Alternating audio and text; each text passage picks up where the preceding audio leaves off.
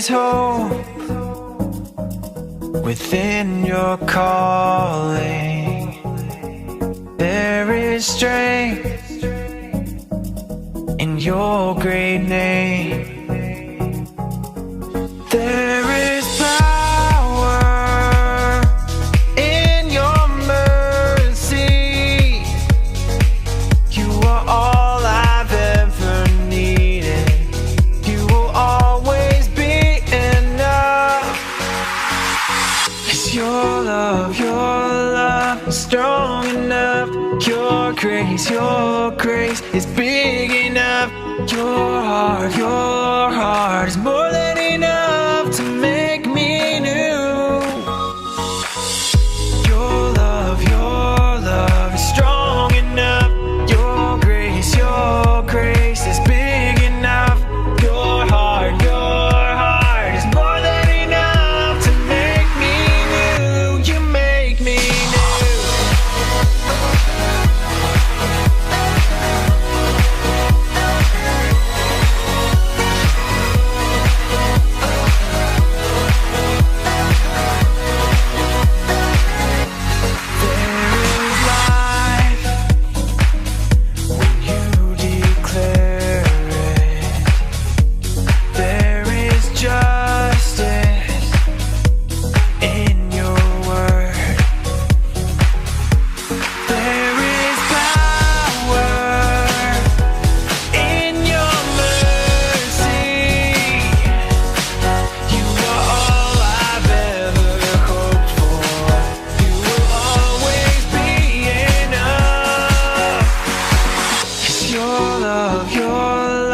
Strong enough. Your grace is big enough. Your heart is more than enough to make me new. Your love is strong enough. Your grace is big enough. Your heart is more than enough to make me new. You make me new.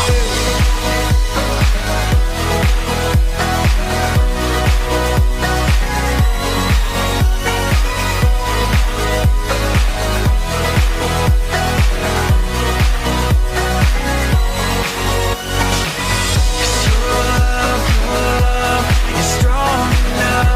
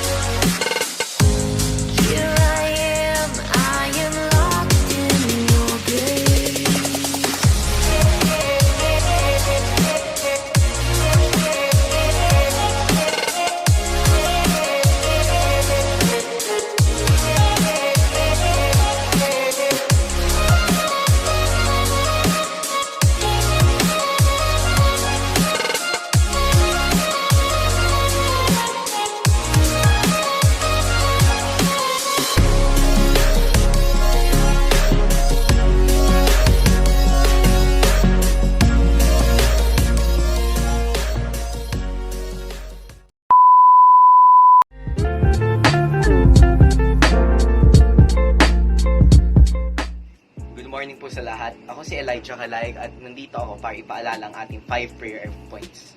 First, let us pray for an end to this virus. Alam naman natin na makapangyarihan ang ating Panginoon at kaya niya gawin ang lahat. Second, let us pray for our government leaders na bigyan sila ng gabay ng ating Panginoon. Third, let us also pray for our church leaders na pinapatuloy ang pagbigay ng midweek services and Sunday services sa atin. Fourth, let us pray for the frontliners. Nabigyan sila ng resistensya laban sa sakit at para ipatuloy ang kanilang tungkulin. Fifth, let us pray for the gospel to spread na ngayon sa oras ng pandemya. Kailangan ng tao ng katiyakan na laging gumagabay ang ating Panginoon.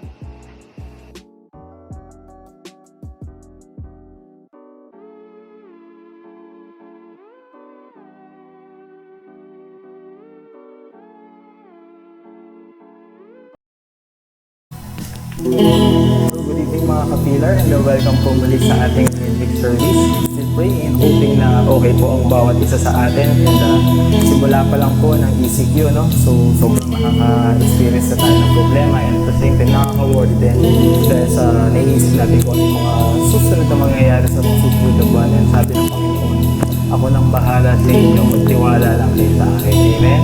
And simula pa lang doon ay talaga namang pinoprovide na lang ng mga needs natin. And talaga namang sobra-sobra pa yung binibigay na sa atin. And right now, samahan niyo po kami magpuri sa ating Panginoon.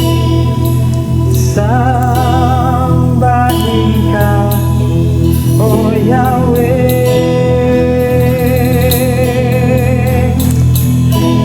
Diyos ng langit at lupa.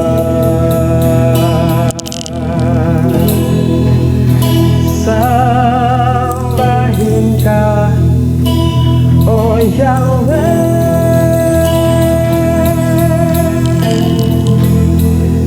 Ikaw ang Diyos na dakila.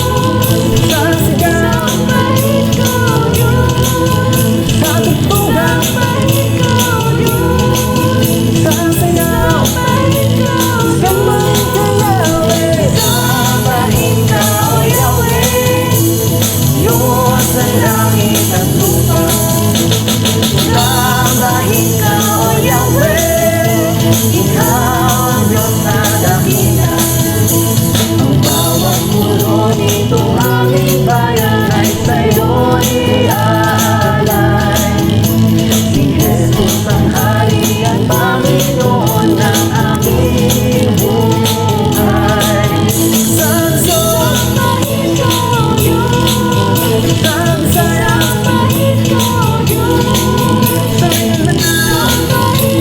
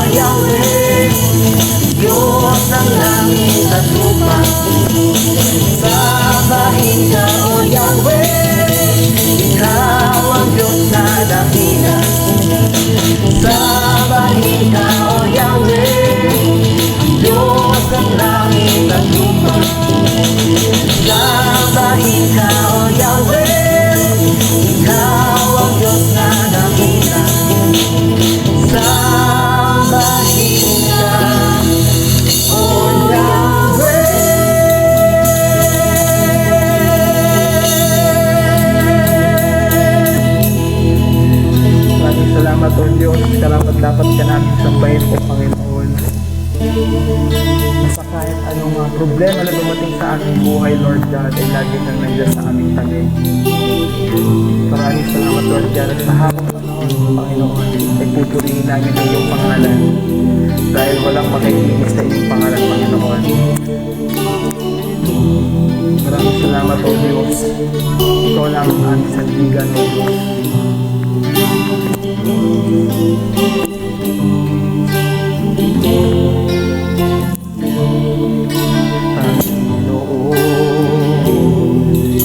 Sa'yo ako ay lagi sasamba, papupunihan ka. Puso at isipan, buong lakas at buhay, aking iaalay sa'yo, O Diyos. Panginoon, sa'yo ako ay lagi sasamba, papupunihan ka. Puso at isipan, buong lakas at buhay, aking ialay sa'yo, Diyos. Pumili ka, Panginoon Jesus, ang buhay ko'y sa'yo, ito'y gamitin mo. Pumili ka, Panginoong Jesus, sa habang panahon ako ay sasamba, aming Diyos. Minsan pa, Panginoon, sa'yo ako ay laging sasamba, papupunihan ka. Puso at isipan, buong lakas at buhay, aking ialay sa'yo, Diyos. Panginoon, sa'yo ako ay laging sasamba, papupunihan ka.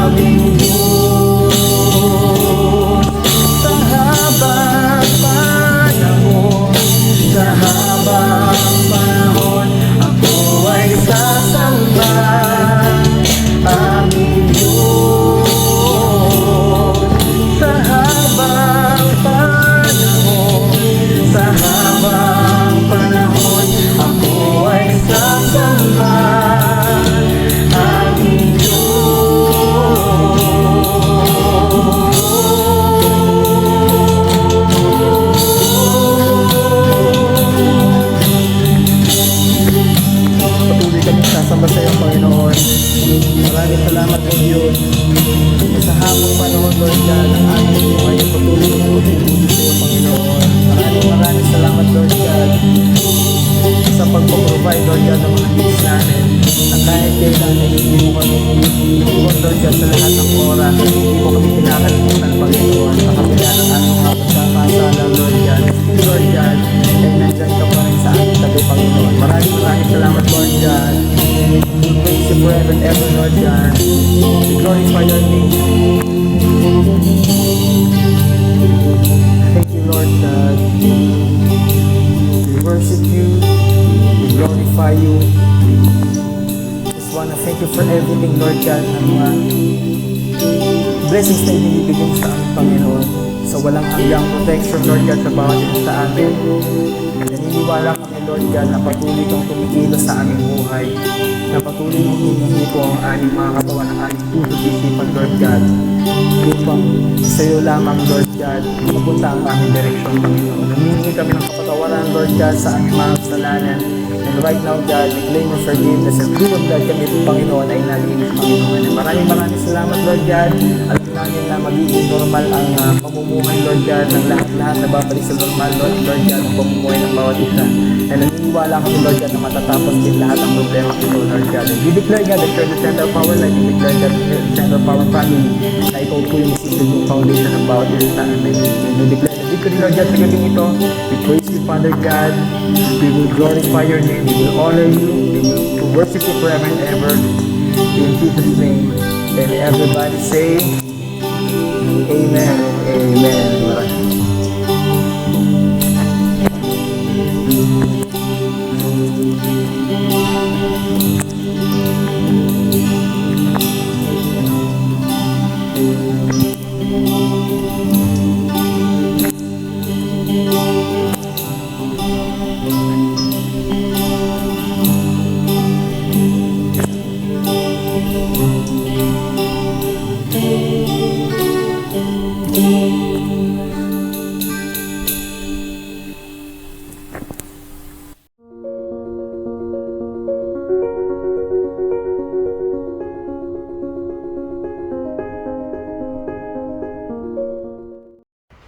Good evening. Kumusta na po kayo? Sana nasa mabuting kalagayan kayo lahat. Ito ay Thursday na naman. Ito yung midweek fellowship natin. At sana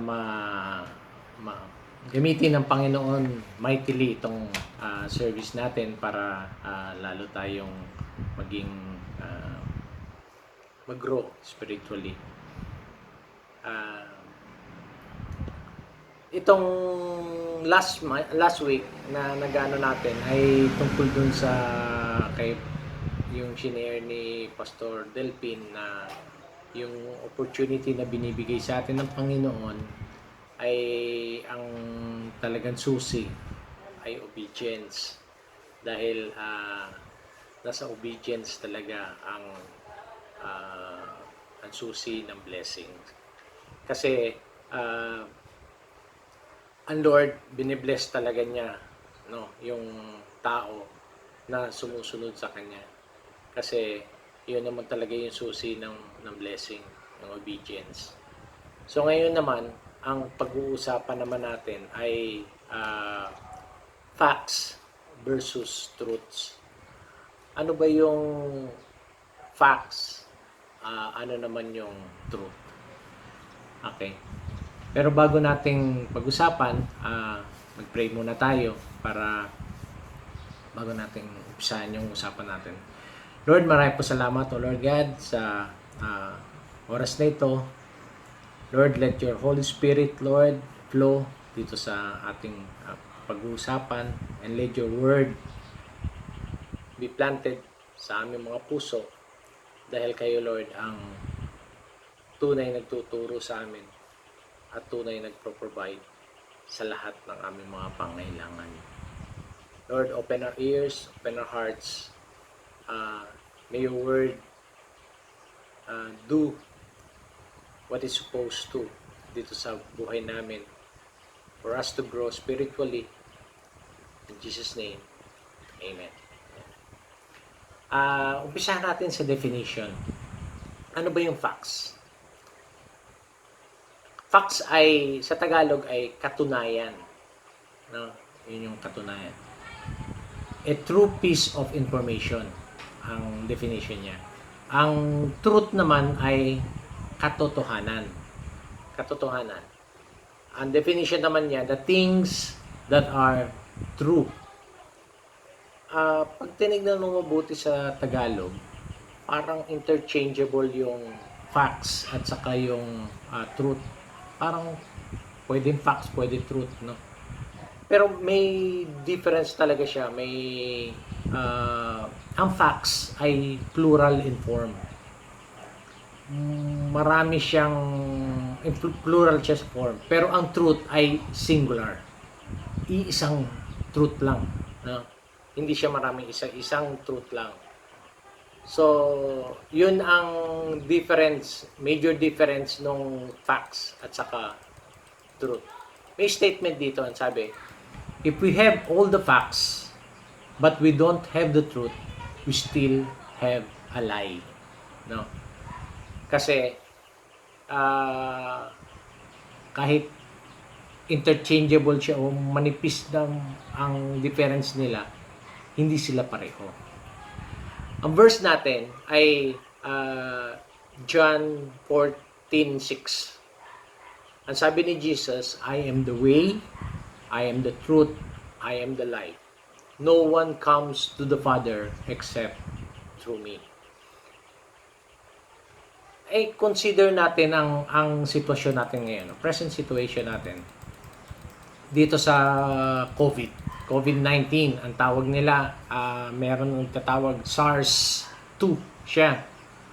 Meron nga sa mga ibang CCP virus daw. So, pag tinignan mo mabuti, hindi pa naman natin talagang naiintindihan o na yung composition talaga niya, kung paano siya yung neutralize, kung paano siya pero may mga treatments. May mga treatments na tayo kasi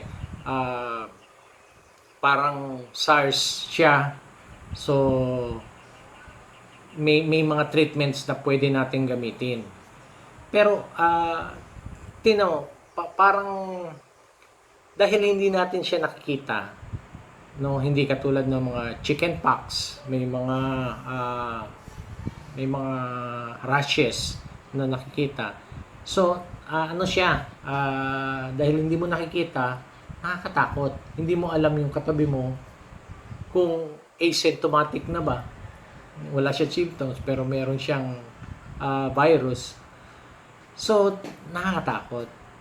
At isa, may pinag-uusapan pa silang vaccine. Masosolve daw pag may vaccine. Totoo ba yun? No? Totoo ba yun? Kasi ang vaccine, ang sinasabi nga nung ibang mga research at saka findings, nag-mutate na at may 3 klaseng COVID-19 na. Yung original doon sa Wuhan, tapos may 2 magkaibang strain. So, pag vaccine ang pinag-uusapan, ang sabi ng mga expert, ang pinakamabilis daw is 12 months. Nung in-interview naman si Bill Gates, ang sabi niya ang pinaka-fastest is 18 months. So, matagal pa yun. Ang nangyayari ngayon, napunta tayo sa yung new term na new normal. New normal, ibig sabihin, pag labas mo ng bahay, kailangan may mask ka. Social distancing. May 1 meter. May 2 meters. Iba-iba, di ba? Hindi mo alam kung ano talaga yung kung aerial ba talaga siya o tapos merong siyang washing of hands, kailangan mong alcohol, avoid crowded places. So hindi na pwede yung mga shake hands, beso-beso, wala na muna. Ah, avoid na. So, hindi rin natin alam kung itong area of concern natin. Katulad ng San Pedro, dito lang sa San Pedro, bumibili ka sa mga grocery o sa talipapa, kung okay pa sa atin, no? Kung maayos pa yung distancing at saka kung safe pa. So, kung halimbawa mag-open na, naging general GC, pero kung ganun pa rin,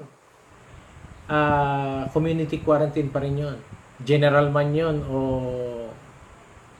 modified, ganun pa rin, di ba? Community quarantine pa rin. So talagang hindi natin alam kung paano mag-work na tayo, pupunta tayo Makati. Katulad sa akin, pupunta ako ng Tagaytay.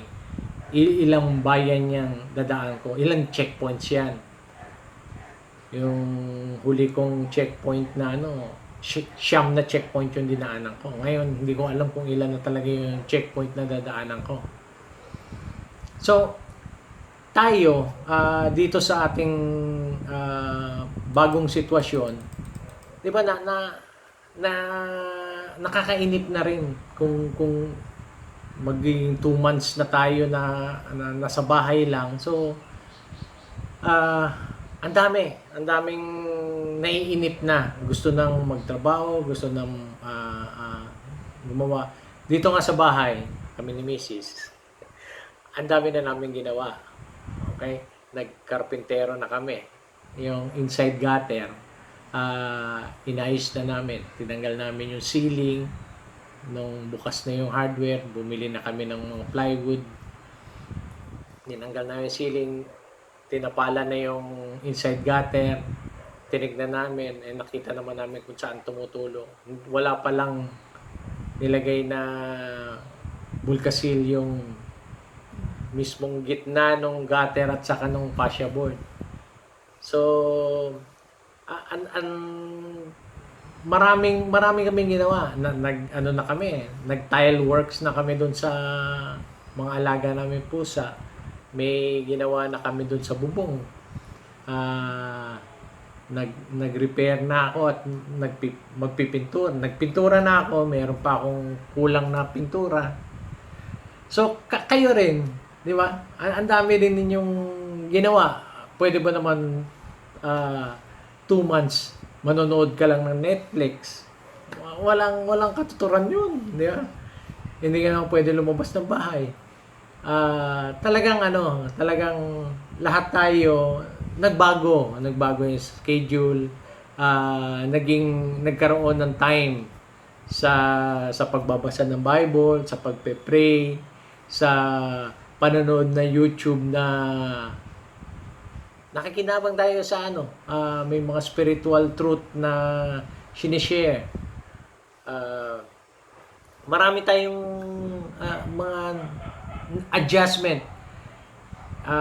Kaya nga minsan wag na nating gawing dahilan na busy tayo sa Panginoon. Baka bigyan tayo ng COVID katulad dito. Lahat tayo nasa bahay.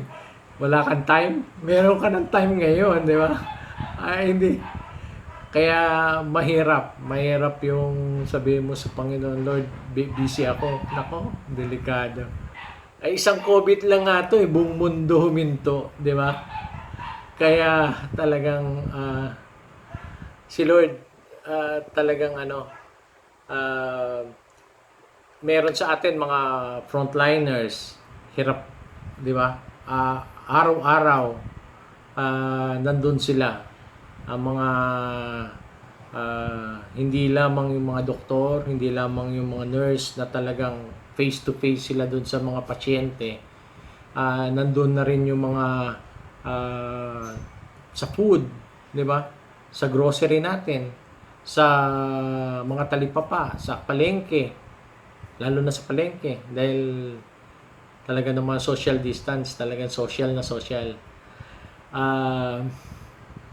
maraming nagbago sa atin. Pero ano ba talaga yung difference ng truth at saka ng facts? Di ba?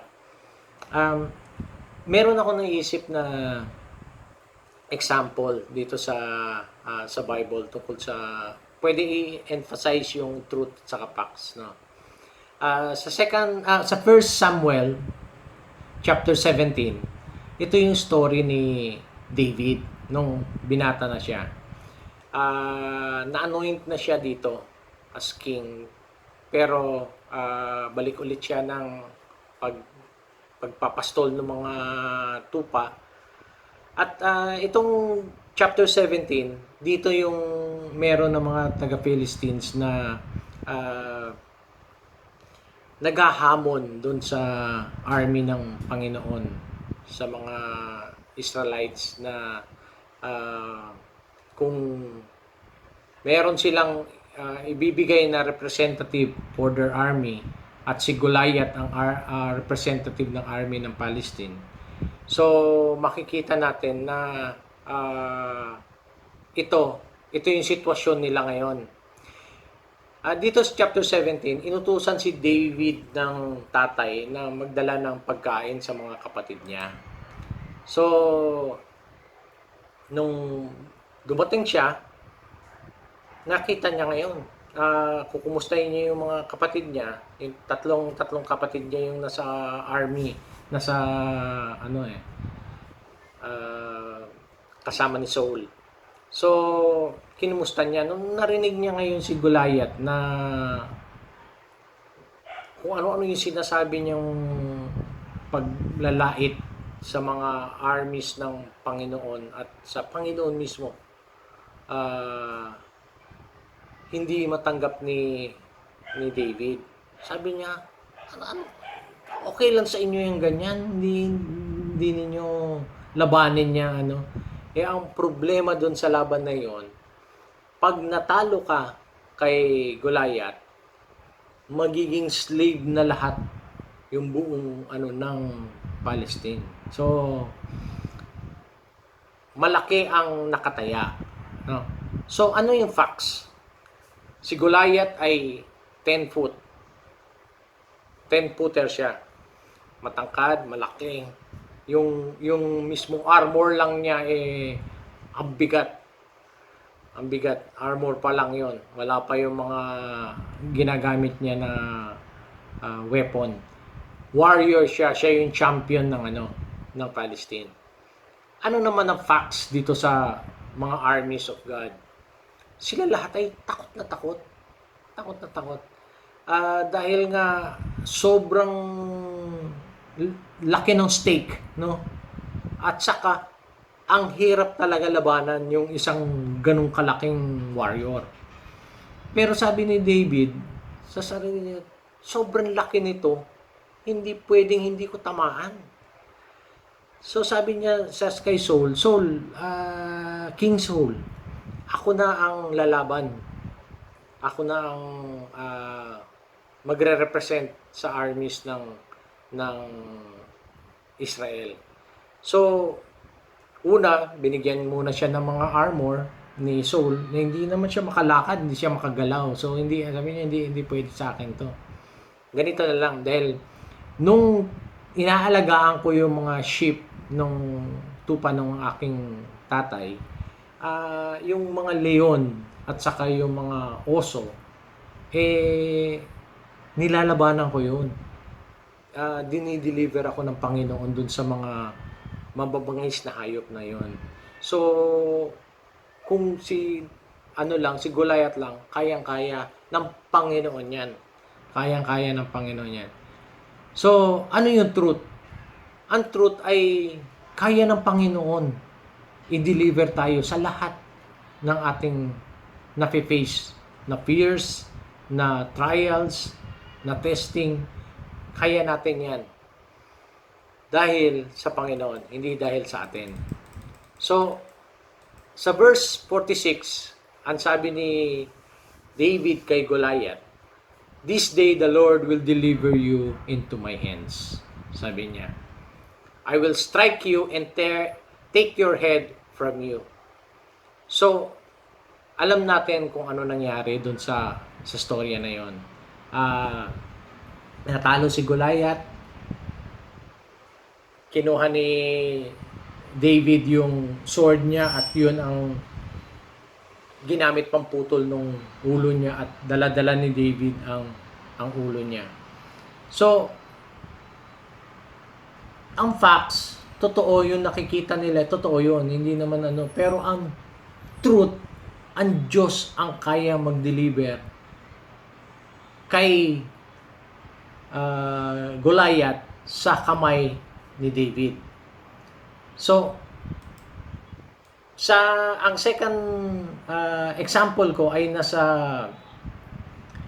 2 Kings chapter 6 verse 16 and 17. Ito naman yung kay Elisha at saka dun sa servant niya.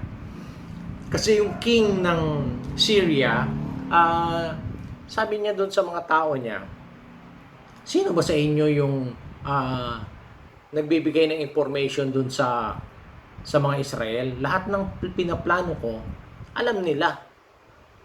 Ang sabi nung isang tao niya, wala nagbibigay. Yung Israel, meron silang prophet, si Elisha.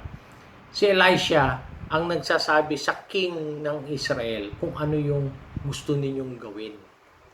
So sabi niya, mag-form kayo ng troops. Hulihin ninyo si Elisha. So nandoon na sila.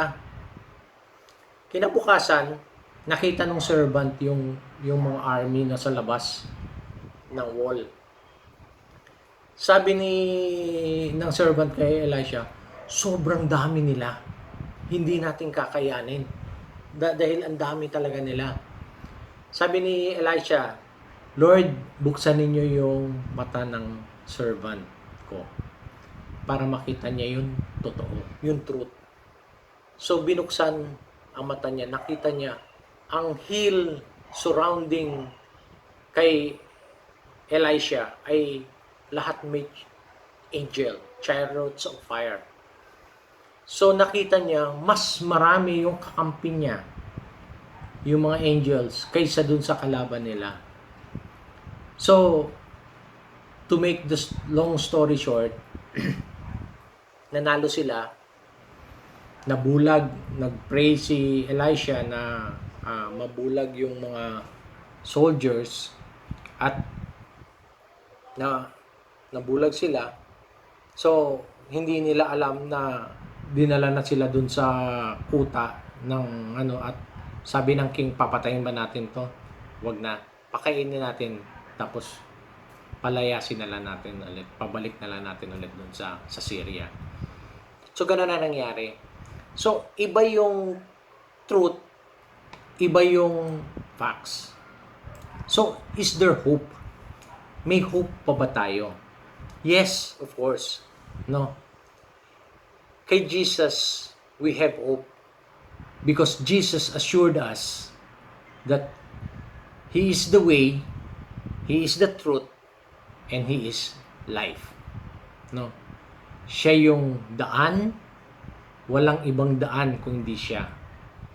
Siya yung truth, walang ibang truth kung hindi si Jesus. At siya yung life. No? Siya yung life. So, kung wala kang Jesus, wala kang hope. Okay? Wala kang way. At wala kang truth. At wala kang life. What is your present situation? Tingnan mo yung buhay mo ngayon. Meron ka bang hope? Meron ka bang way? May truth? May life? May Jesus ka ba sa buhay mo? Ano-ano yung meron ka? Yung mga pinundar mo? Iiwan mo lang din yan. Pag namatay ka, may iiwan lang din yan. So, ano yung assurance? Do you have any assurance of a relationship with our Lord and Savior Jesus Christ? Meron ka bang assurance na totoong may relasyon ka sa Kanya? Do you have the truth? We only have one need in this world. Only one. Alam mo ba kung ano yon? Iisa lang ang kailangan ng tao. Kasi iisa lang ang talagang problema ng tao na hindi niya kayang solvein. Hindi yan pera, hindi yan pagkain, damit, cellphone, kung ano man yung iniisip mo, hindi yan. Hindi yan ang kailangan, hindi yan yung dilema ng tao. Ang dilema ng tao ay kasalanan. Ang sabi nga ng Bible, for the wages of sin is death, kamatayan, at ang gift of God is eternal life in Christ Jesus. Buhay na walang hanggan. Yun yung gift ng Panginoon sa atin. So,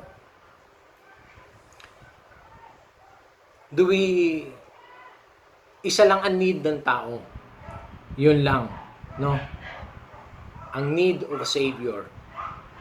Dahil isa lang ang greatest need ng tao, a need of a Savior. Dahil ang dilemma niya is sin and death. So, what kind of life do you have? A life with peace? A life of forgiveness? A life restored with a relationship with God? Ano ba klaseng buhay na meron tayo ngayon? Kung ang buhay natin ay hindi ganon, kailangan natin si Jesus sa buhay natin. Sa conclusion,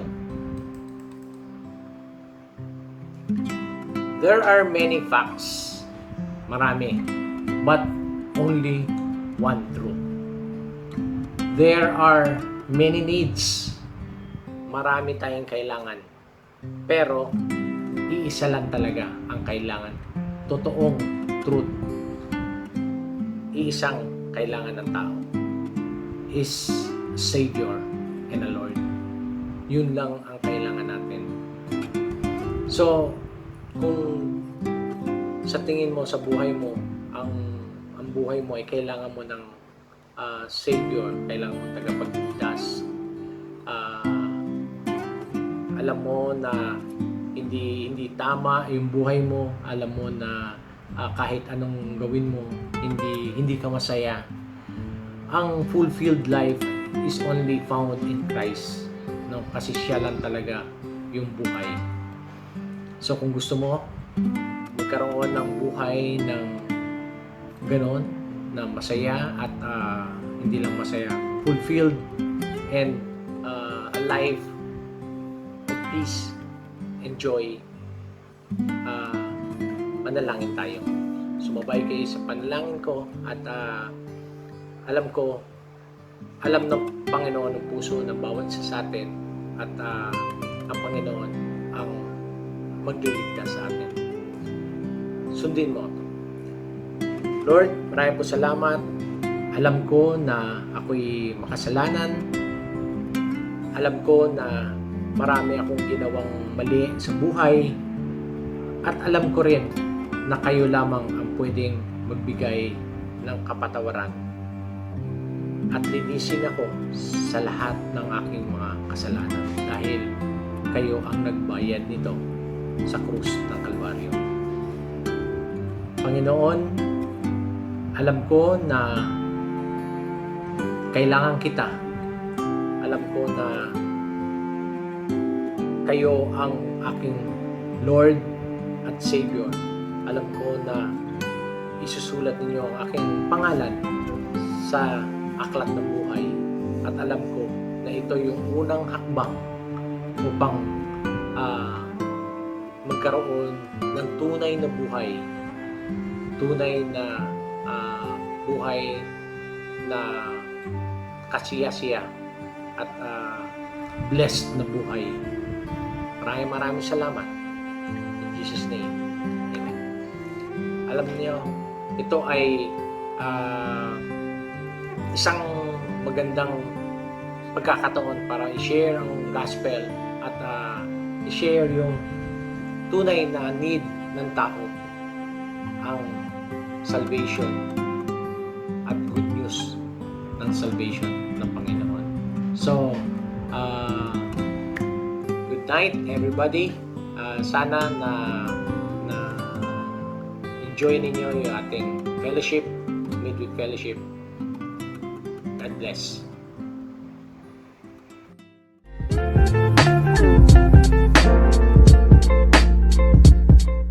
Blessed day mga kapilar!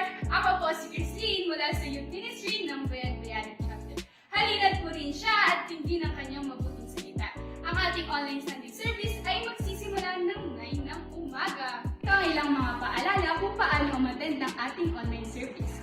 Una, invite. Ating i-share ang mga post at ang FB page ng ating church sa ating mga kaibigan at mga kakilala. Nang sa ganon ay ma-inform sila sa ating mga gawain.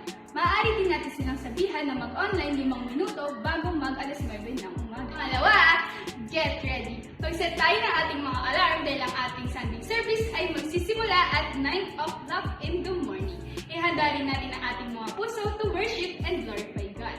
Para ma-receive naman ang notification para sa ating online service, pumunta lamang sa ating Facebook page, The Jesus Christ Pillar Foundation of Truth Church, at hanapin ang premiere post at i-click ang Get Reminder button. Last but not the least, focus. Avoid multitasking o iwasan ang paggawa ng iba pang mga bagay. Ibigay natin ang ating buong atensyon sa mensahe ng ating Panginoon. May mga ibibigay na handouts ng ating mga kapatiran at pwede nyo yung i-download sa inyong mga cellphone. Ito rin ay pwede nyo sagutan during the service. Ang mga handouts na iyon ay naglalaman ng mga key points at mga key verses. Makakatulong ang mga handouts na ito upang makasunod tayo sa message ng Word Deliverer. At yun lamang at maraming salamat. We can wait to worship with you mga kapilar. Bye!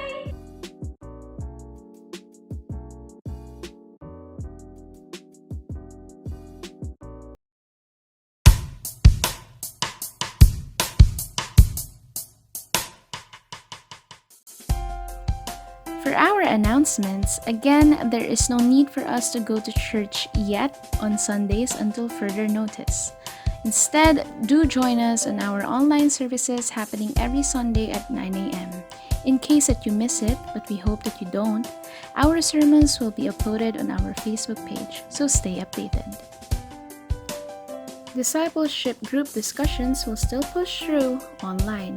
Do coordinate with your DG leaders to be able to set an agreed schedule to have your online fellowship. For your tithes and offerings, you may give them through the following methods. Those who have their GCash accounts, you may send them to the number shown on your screens. For fund transfer, the bank details of our BDO account are provided. Those who want to immediately and personally hand them over in cash, you can by contacting your area pastor.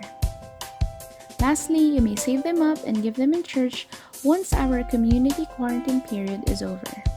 For more details, feel free to visit us or message us on our Facebook page. Each of you should give what you have decided in your heart to give, not reluctantly or under compulsion, for God loves a cheerful giver.